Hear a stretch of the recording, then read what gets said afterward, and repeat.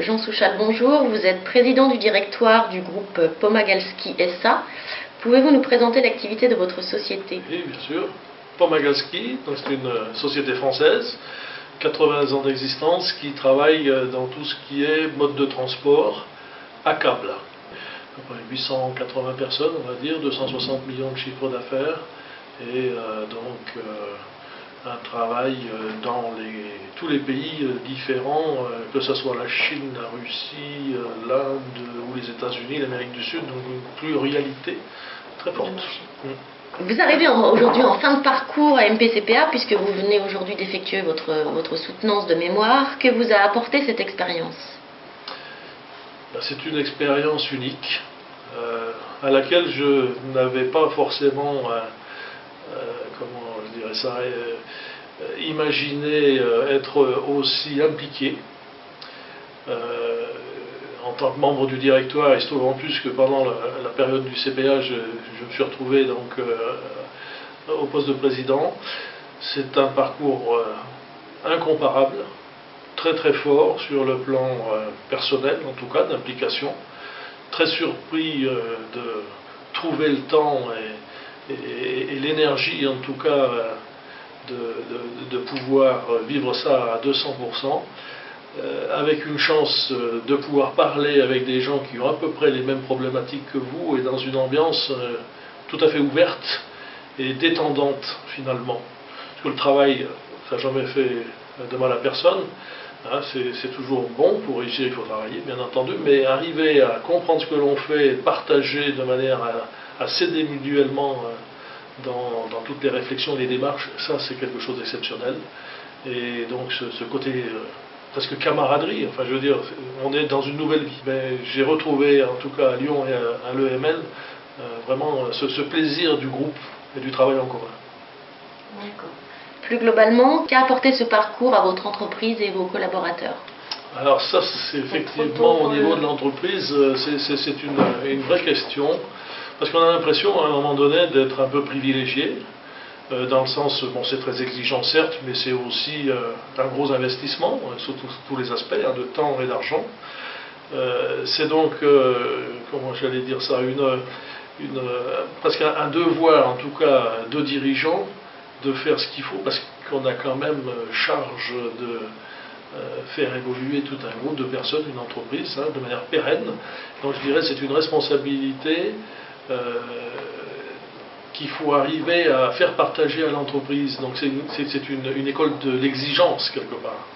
Et j'ai envie de dire que tous les collaborateurs proches ou moins proches, parce que je n'ai pas fait ça de manière cachée, au contraire, j'en ai bien parlé, ont vu des différences, clairement, sur un aspect d'ailleurs de management, de leadership, hein, clairement, et au-delà de la stratégie qui est quand même le cœur de la formation.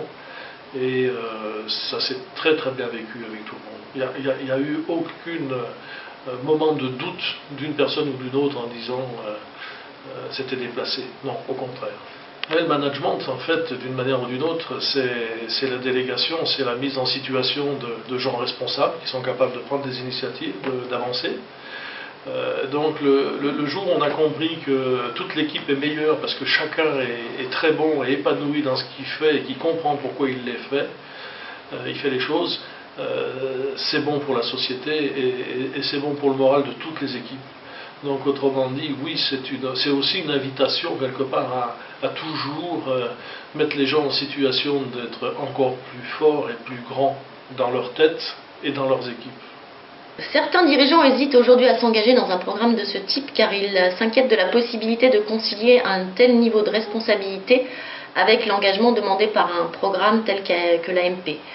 Comment avez-vous géré ce double engagement?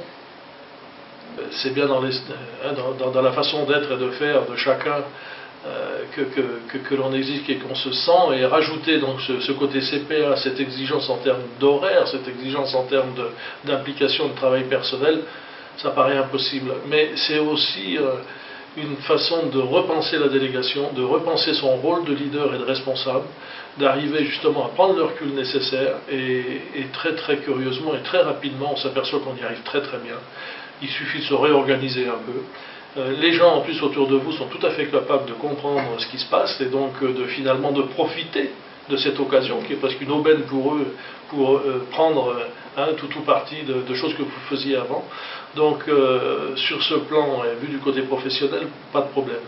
Sur le plan personnel, oui, comme je le disais tout à l'heure, ça c'est une histoire de personne, mais en général, quand on a envie d'être responsable de quelque chose, on sait ce que c'est que l'implication, donc ça on trouve son énergie à titre personnel.